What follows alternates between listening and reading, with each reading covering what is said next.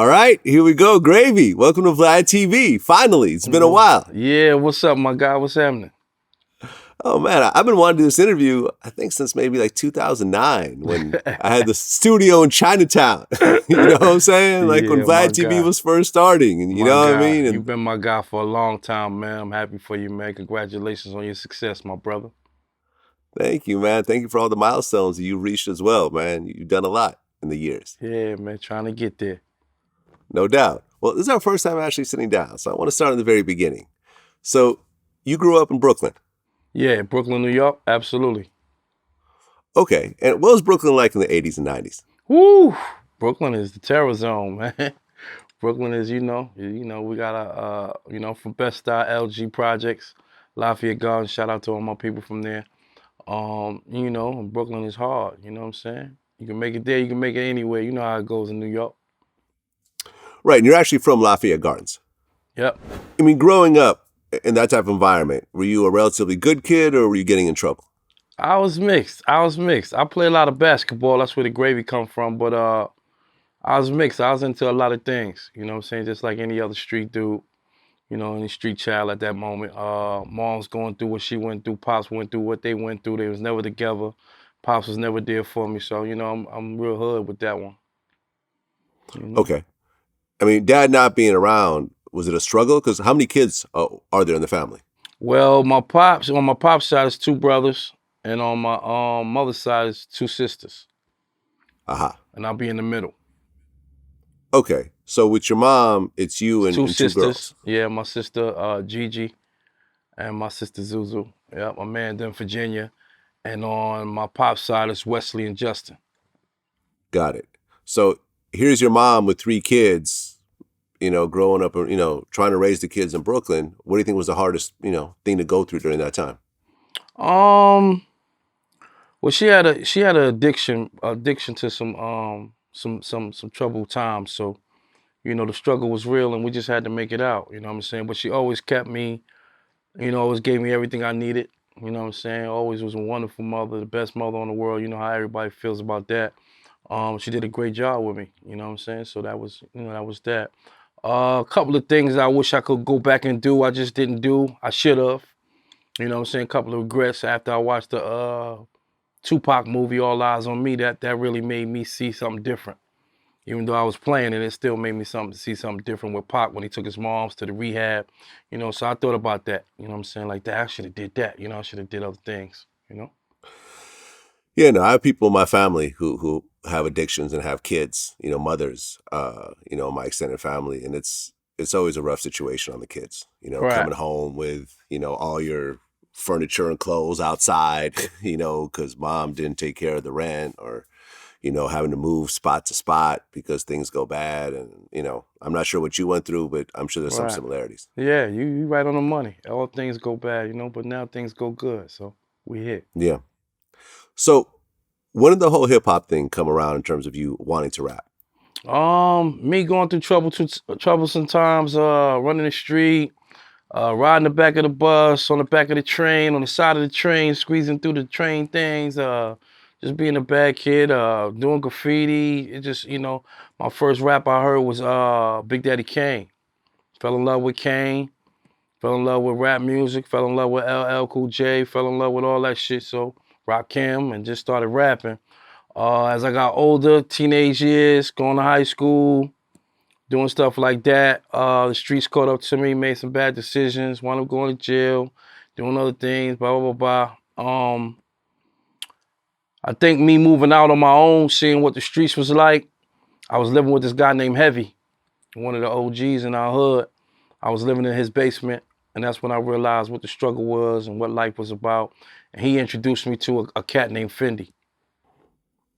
And from there, Fendi, I know. Yeah. I've known Fendi for a while. Back when I was doing, before VladTV, I had Hot and Here DVD, and me and him would go to the same distributor and drop off. He'd drop off his Come Up DVDs, and I'd drop off my DVDs. That's how I met you. Yep, exactly. Yeah, exactly. That's how I met you. Up in the Bronx. I forgot the name of the distributor. Yep. You know what I'm talking about. Yeah. And Mike Lighty. Shout out to Mike Lighty too. Yeah, no, exactly. Back when the DVDs really mattered. Yeah. That's when everything was popping. Yep. Yeah. And Fendi, had Dirty Money. That was Right, Dirty his Money, company. absolutely. And when you came around, was Nicki Minaj already there, or did she come Nah, that was before later. or It was after? just me, Red Cafe, and Q the Kid. The Aha. franchise was signed to Violator Records, 99 with Chris Lighty, R.I.P. Chris Lighty, the greatest. And at that time we was doing our thing. Nicki came later. Okay, right, because you guys had the franchise. Yeah. Right.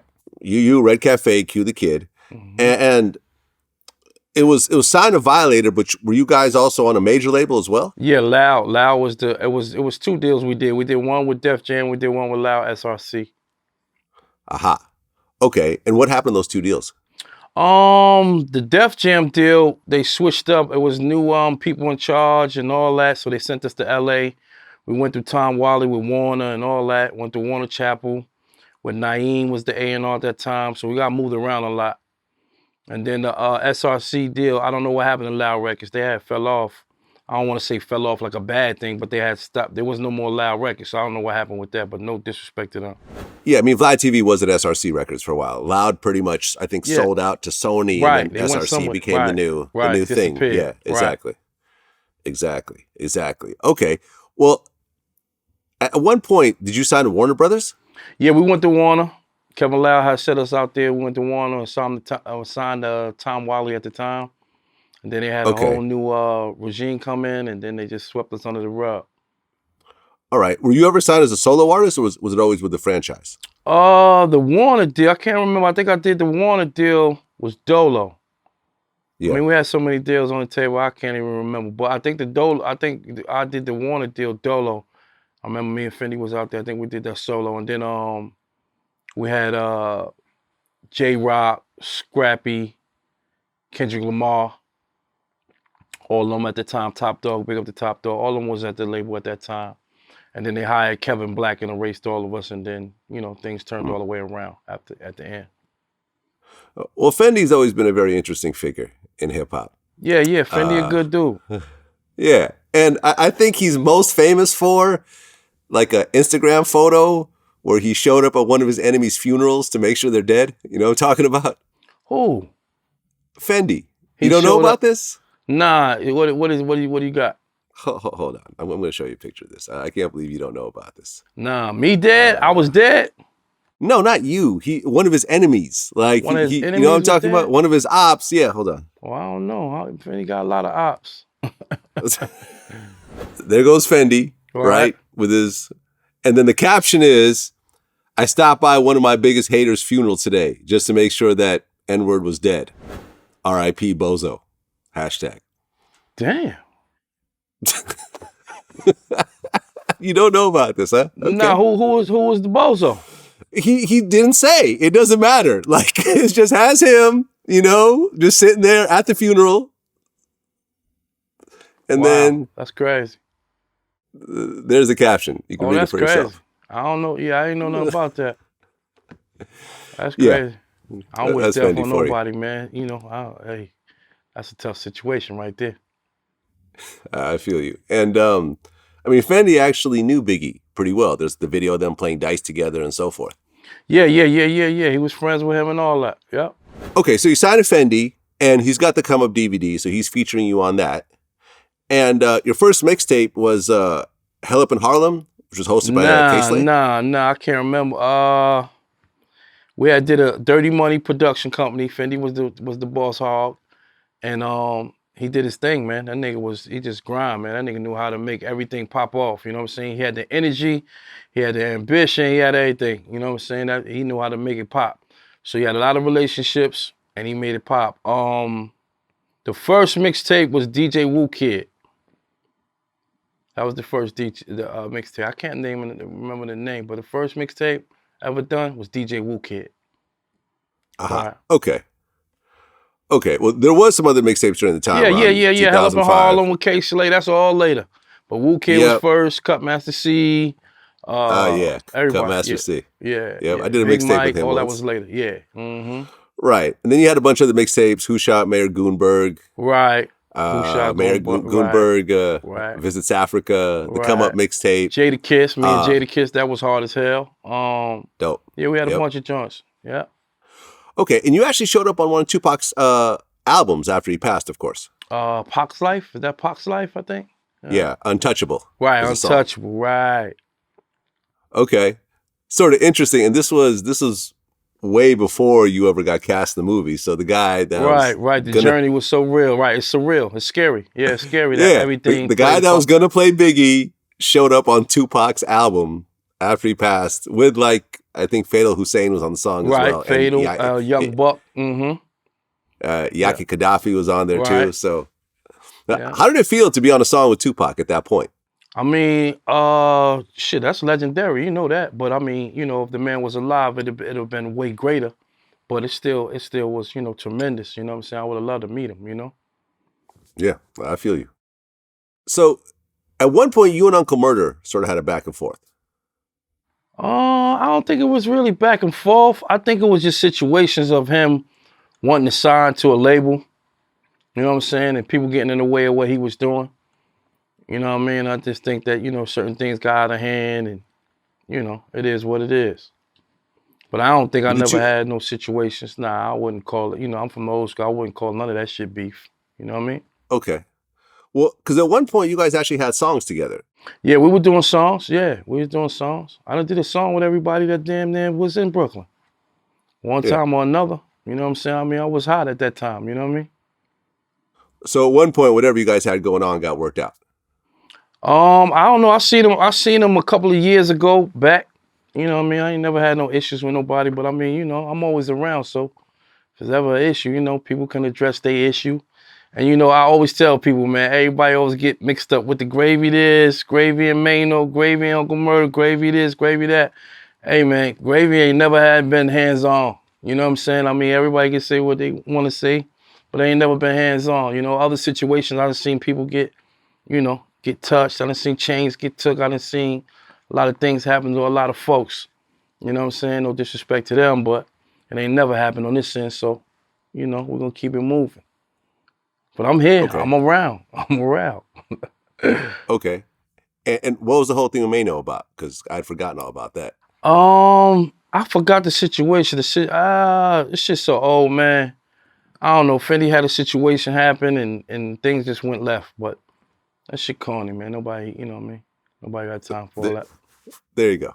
Old news then. Yeah, everything's old, man. We in the new world, man. Money Maker Records. That's what we in. That's what you see right here.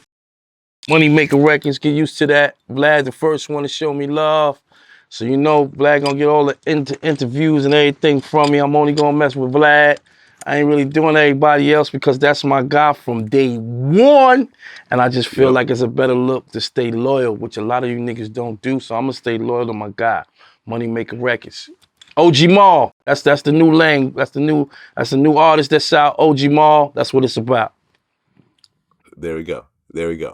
Okay, well, here you are, you know, you're rolling with Fendi, you're doing mixtapes, you're doing DVDs, you're doing a lot of features, you're doing collabs, you show up on the Tupac album, you have a deal, and then on April 26, 2006, you're going to Hot 97 to do an interview, and everything goes bad. Oh, yeah. I mean, you know, at that time, things was promised to certain people, things was getting out of hand, and I don't know, man, things happen. I got shot, but I wasn't gonna let that stop my dream, you know what I mean? I wasn't gonna sit there and be like, I got a bullet in me, I'm running to the hospital. Nah, man. We worked too hard, you know what I'm saying? Me and Fendi worked too hard to put too much grind in. Hey, man, we're gonna go up here and we're gonna murder it, and that's it. Okay, so a shootout happens outside of Hot 97. You get shot. Something like that. Exactly? Something like that. Okay. You get shot somewhere in your body. Something like that happened, right? Okay. And then instead of going to the hospital, you actually go up and do the interview with Funkmaster Flex.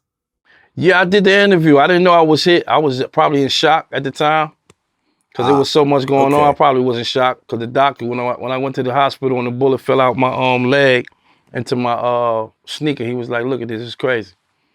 You know what I'm saying? So, you know, things happen. But at the time, I didn't realize. I heard the shots, but I didn't think I was hit.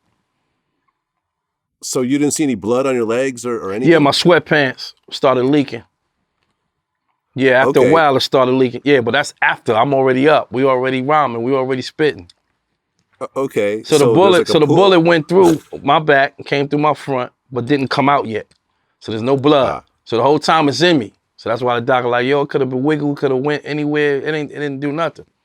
You know what I'm saying? It just lingered there while I was busting rhymes, spitting and all that. Then it finally came out. Then that's when the blood started gushing. I'm sitting there like, oh shit, whoa. You know what I mean?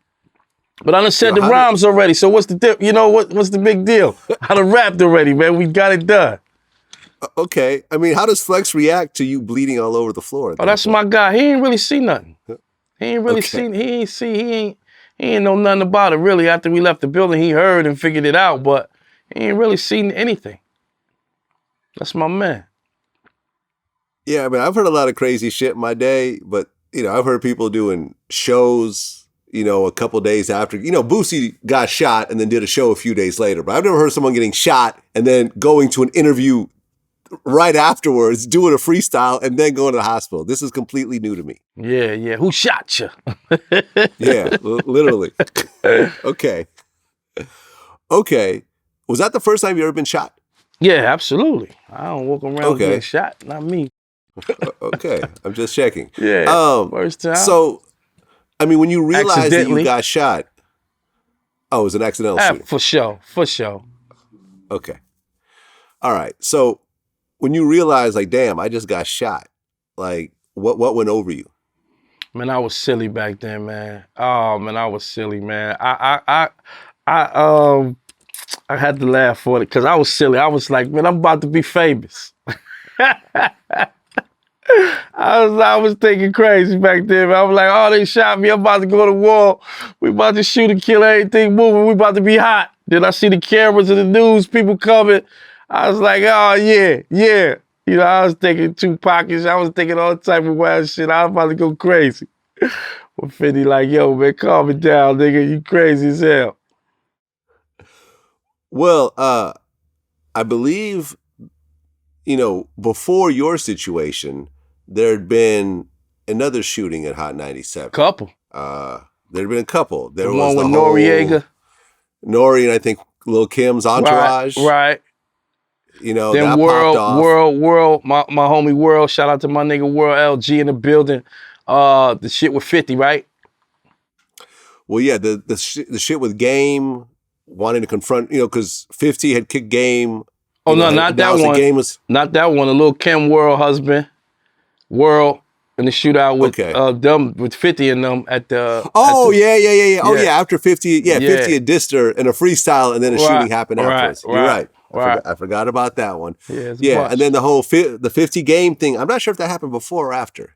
I don't remember them having a shooting. Well, what had happened was, you know, it always seems to happen on Flex's show, it seems, but what's his name? 50 had gone on Hot 97, announced the Game is no longer in G Unit. Game was staying in a hotel nearby, so he got his entourage together to go talk to 50 about it. 50 security was outside when they saw those guys coming. They ended up, you know, shooting. Oh, okay. I think I remember something like that. Right. This was 2005. 2090s was crazy. 2005, which was right around the same time, actually. Yeah. Mm-hmm. Yeah, that's crazy. Okay. Well, because of the shooting, you end up getting banned from Hot 97 because that was their policy. Yeah, I heard something like that. I mean, at that time, I heard something like that. I did hear that, but I never wanted to go back up there or went back up there anyway, so it didn't make me no difference. Okay, and it's not like you had big radio singles at the time anyway. So no, I just wanted to get out of New York, man. I was chasing other things, man. I was trying to go to LA. I was trying to go do some other things at the time. But none of them are acting though. Nothing would do with acting, just different movement. Okay, and did you end up getting dropped from the label because of the shooting? Yeah, everybody did. Yep, they dropped everything. Yep, absolutely. They started a whole new Warner Chapel, hired a whole new regime, hired Kevin Black, then they fired him, hired a whole nother team. It just was crazy. So I just had to find another way out. So I was on my way to Charlotte at the time too, matter of fact, to go start doing some other rapping and some other things and some other mixtapes and some other music. And I had got a call from one of my friends, my man Lorenzo. and called me, hey man, what you doing, bro? I said, man, I'm chilling, man. What's happening? He said, hey man, they doing a Biggie movie. I'm like, all right, what they got to do with me? He's like, yo, bro, you could play big, man. You need to go try out. I'm like, man, hey, I ain't no actor, bro. You know what I'm saying? I'm just me. He like, yeah, but you got it, blah, blah, blah. And then from there, I just listened to him like, you know what, let me go see what's going on. I had some other people in my ear. So I said, let me go. My man Raphael had hollered at me too. You know, some dear people, some dear friends that hollered at me like, yo, go try out for it. So I went down there, went to the casting, seen Beanie Sigel, seen Sean Kingston, seen a whole bunch of people that was there doing their thing, wishing them the best. And, you know, let's all just, you know, see what happens. Wait, so Beanie Sigel and Sean Kingston were trying out for the Biggie role as well? Yeah, I seen a couple of people. It was a lot of people trying out for it. Hmm. Yeah, a lot Okay, of people. any other people that we know about that you remember trying out for that role? Not off the head that I can remember seeing or knowing about trying out. Okay, so here you are, no acting experience, no acting coach, no, you know, were you doing drama in high school or anything else like that? Nah, I was causing drama, but I wasn't doing drama. Nah. Okay. Nah. All right. Okay, so you go to the reading. What was that first reading like? I went to the casting call and I met a lady named Wendy. Well, I met a Spanish lady. I met a Spanish intern first. And then I met Wendy, the casting director, the head casting director, if I remember correctly. And she was telling me, you gotta sit down, read this script, you gotta do this and do that. And you need to get focused, and this is what we're doing here. So take this script, read it, blah, blah, blah. And I was like, yo, hold on a minute. Hold on, you don't sign me or let me get this movie, you tripping. Like, I'm Brooklyn. I am Brooklyn. You know what I'm saying? Like, you don't take me to do this. It's crazy. Hold on. Anyway, hold on a second. Yo, Mom, what's up with you? Hi, what's your name? I was hollering at the intern while I was telling the head lady in charge, hold on. So I'm hollering at the intern, little Spanish bad bro, like, yo, what's up? What's your name? Boom, boom. And as I'm trying to get the number and all that, Miss Wallace come out and be like, that's my son. And that was pretty much how that flew. And I was like, hey, Miss Wallace, you know, always playing homage to Miss Wallace, of course. Like, hey, how you doing? And she was like, that's it right there. That's something my son would have did. That's him. That was the love, you know what I mean? Paying homage to Miss Wallace, of course. Come on, man, that's something big. So, of course, you gotta pay all the homage in the world. Then we went from there with Wayne Barrows and Mark Pitts.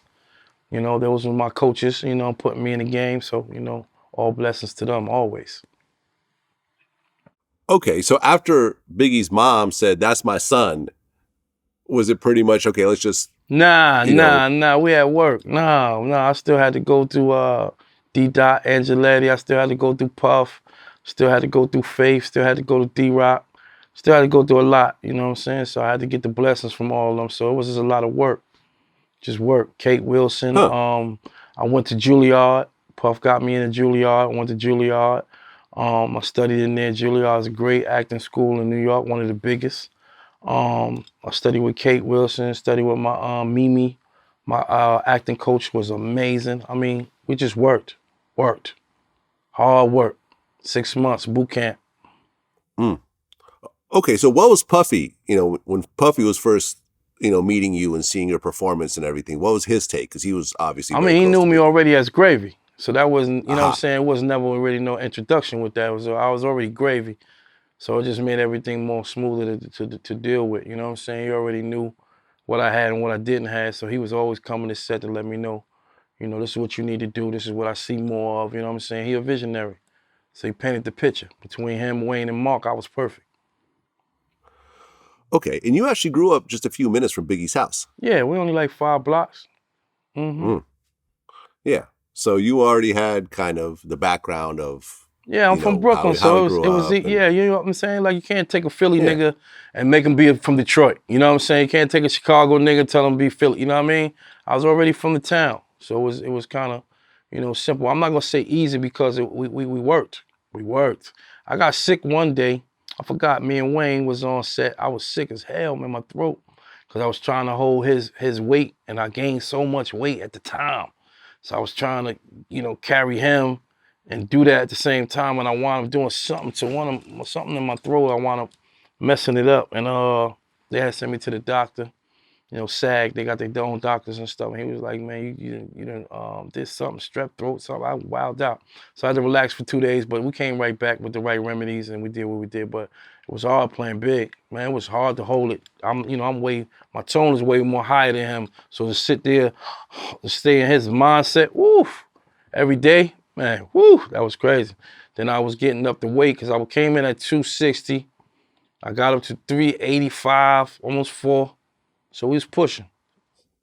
Wait. You gained 120 Yeah, pounds for this I was role. way big. I was super big. Like if you look at any of my YouTube videos or whatever when I did that, I was super heavy. So almost 400, easy. 6X. Wow. So you were Yeah. just I wanted shoving to live it. food. I wanted to do it. I wanted to become that. I felt like the chance was too big to play with it.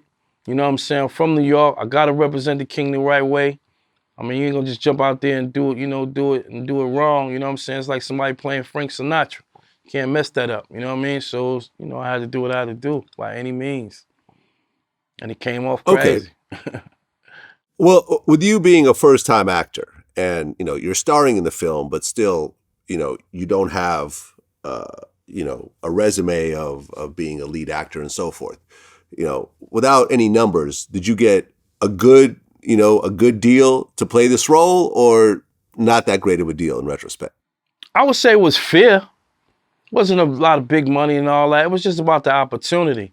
You know what I'm saying? I remember one time in Baseline, while I was getting ready to do it, Wayne Barrows had took me to Baseline and I was talking to Jay, and Jay was like, Jay-Z was like, yo, you only got one shot, my nigga. You better not fuck this up. You know what I'm saying? And I was like, I ain't gonna do that. You know what I'm saying? Because I'm a Jay-Z fan. Like Jay, everybody know that. Like Jay, one of the best for me. You know what I'm saying? I used to spit rhymes to Jay about all type of shit. You know what I mean? So we was always in the same Def Jam building at the time with Chris Lighty and Mona. So it's all this love. But yeah. So when he said that, that meant a lot. Coming from him, like just like a basketball player and LeBron or Kobe say something to him. You know what I mean? Of course, they feel honored. So I felt honored. So I was going to deliver, man. I ain't care about nothing but delivering that role, man. You know what I'm saying? Okay, so you get the role, Mm-hmm. and they start the production. Mm-hmm. After going through Juilliard and getting your acting chops up and so forth. Do you think that the production was relatively smooth all the way through, or did some big problems happen along the way? No, we never had no problems. Oh man, it was amazing. I mean, I was sitting in LA weeks at a time with 2 bodyguards. I don't know what that was for, but I was in LA at the Margion, the top roof, the top penthouse suite, whatever. Whitney Houston room type shit. Got food, got my right-hand man Chip with me. Got some friends coming from New York, brought them down with me. Living. Checks all over the place. Every week it's another blue cashier check. I mean, it's unbelievable, man. It's unbelievable to be a star in any movie, man. You know what I'm saying? Especially a major theatrical movie, man. You know what I'm saying? Fox did me right. You know what I'm saying? Well, and then in 2009, the movie was released. Right. How did it feel, going to the premiere and knowing, okay, it's finally coming out? Because you know how movies go. Sometimes, you even get in production and they cancel shit. They make it a Right, made for right, TV, right. straight to DVD. They I mean, pull it the was just too cord. strong. It just was too strong, man. I mean, you got Puff, you got Wayne, you got Mark. I mean, come on, you got the generals of this, man. Mark Pitt's been in the game 20-something years. Like these dudes, you don't want to, you don't want to make no mistakes with these type of people. You know what I'm saying? And I done made plenty of them with them. You know what I mean? Those are my homies. I love them. It's all Brooklyn. But I done made plenty of mistakes and they still kept me, man. So the love will always be real. You know what I'm saying? But other than that, man, I didn't know no better about what the business was. I was just perfecting the craft. And that's all that, I learned over all that time to now where I'm at. I perfect my craft. I really focus on my script, my lines, and my mannerisms. You know what I'm saying? That's the whole thing. But we never had no mistakes. Everything was amazing.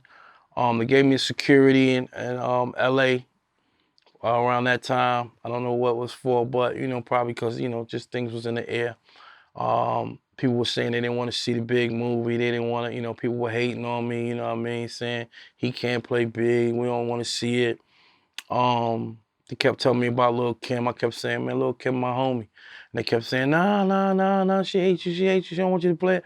I'm like, look, man, I ain't got nothing to do with he say, she say. I'm just doing my job, you know what I mean? And I had a wonderful time, and it was amazing, absolutely. Working with Angela Bassett was incredible. I used to watch it when I was a child. So it's different, you know what I mean, when you're working with somebody like that. You know what I mean, that big, you feel me?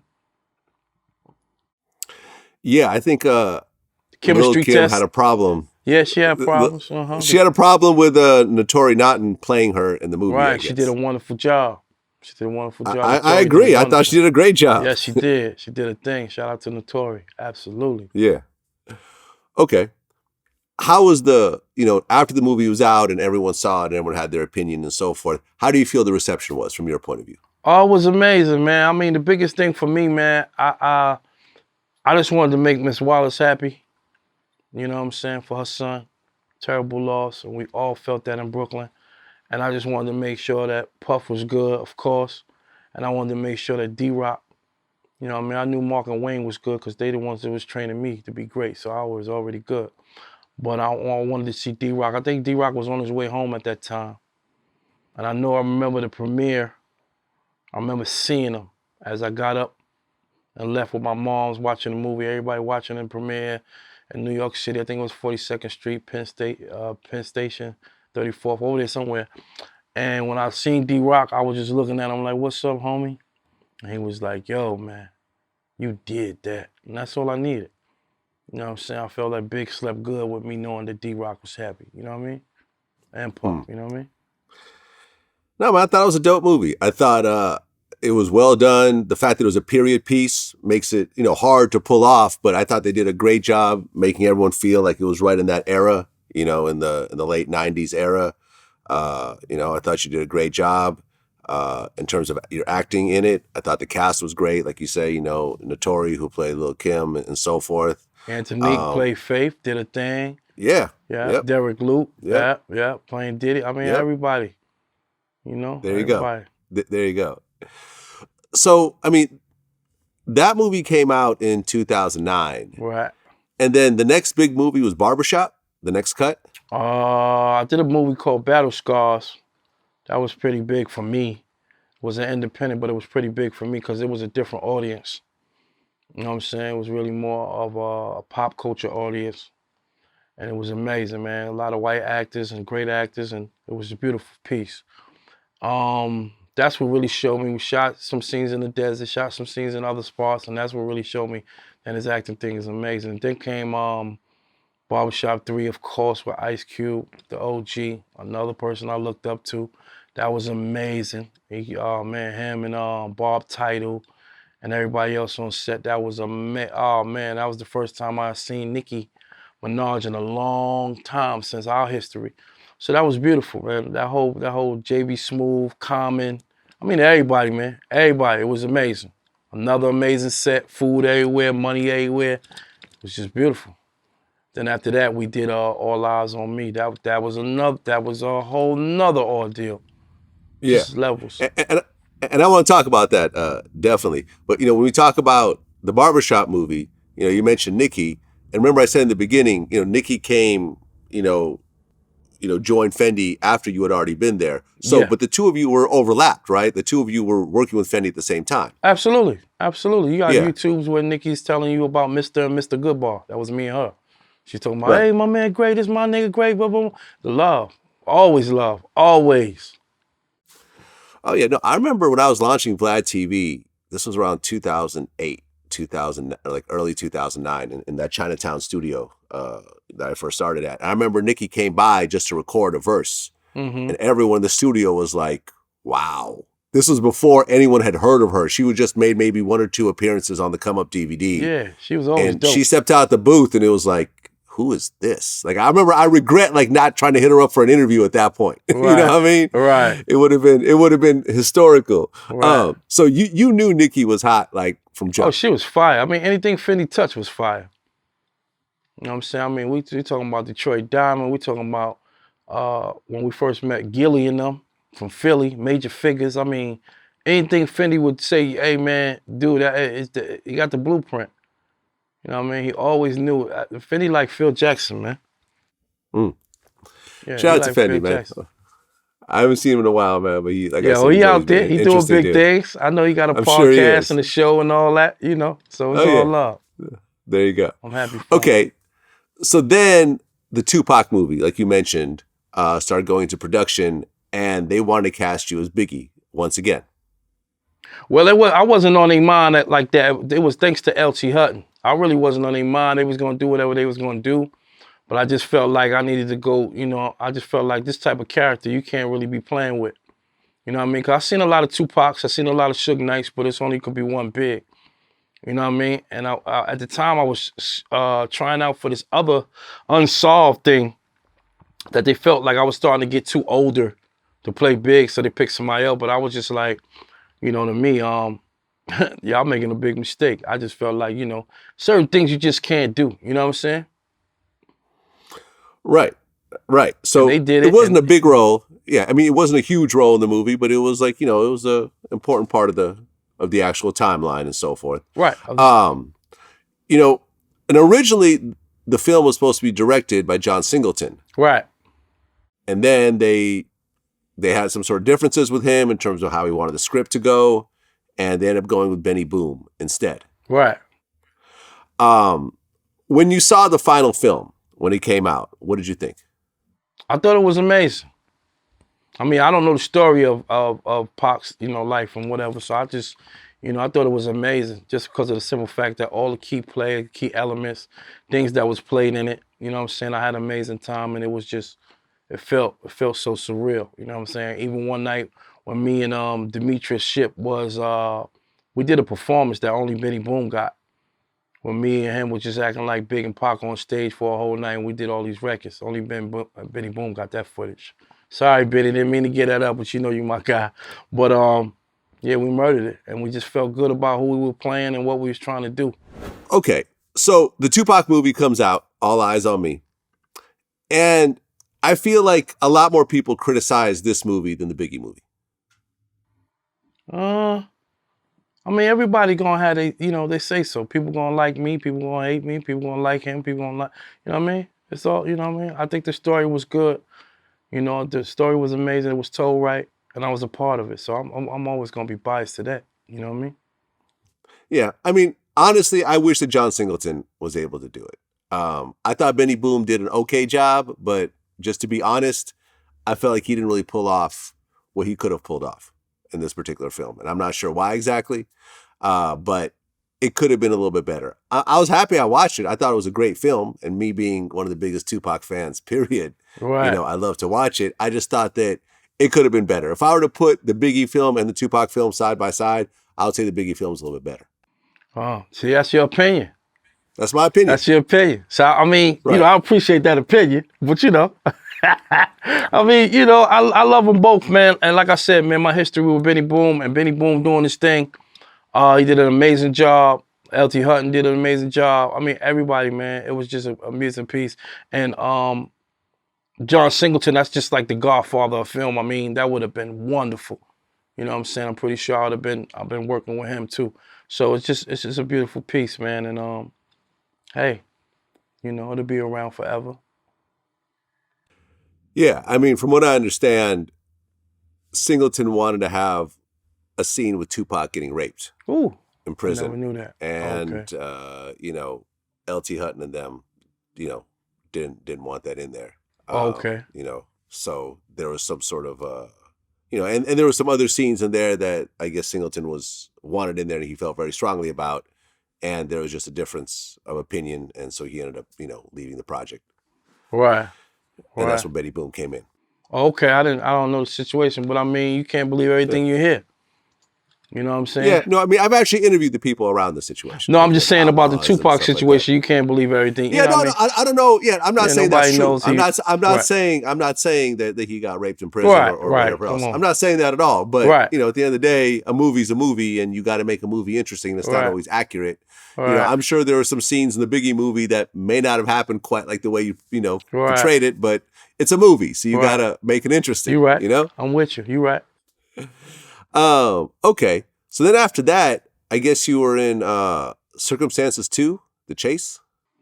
Yeah. My man Swift Long doing Circumstances. But that was after Turnt. We had did a movie called Turnt first. Me and my man Robinson in Atlanta. We had did a movie called Turnt.